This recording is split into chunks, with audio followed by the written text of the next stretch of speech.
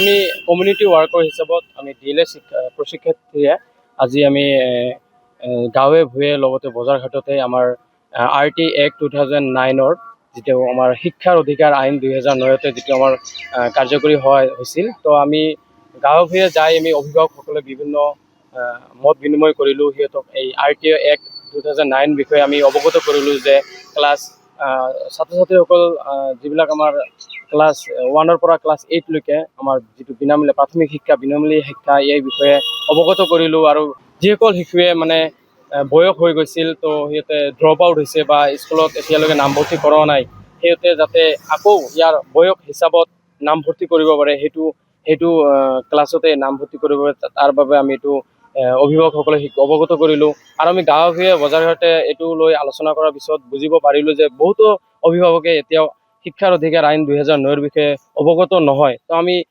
এই কমিউনিটি ৱাৰ্কৰ জৰিয়তে আমি চেষ্টা কৰিলোঁ যাতে এইটো গাঁৱে ভূঞে বজাৰ ঘাটে অভিভাৱকসকলে এইটোৰ বিষয়ত অলপ অৱগত হওক আৰু এই আইনটো যাতে সকলোৱে নিজৰ অধিকাৰটো বুজি পাওক, শিশুসকলে যাতে শিক্ষাৰ প্ৰতি অগ্ৰগতি হওক। যিকোনো খবৰৰ বাবে যোগাযোগ কৰক আমাৰ এই নম্বৰত 9181 307 2221।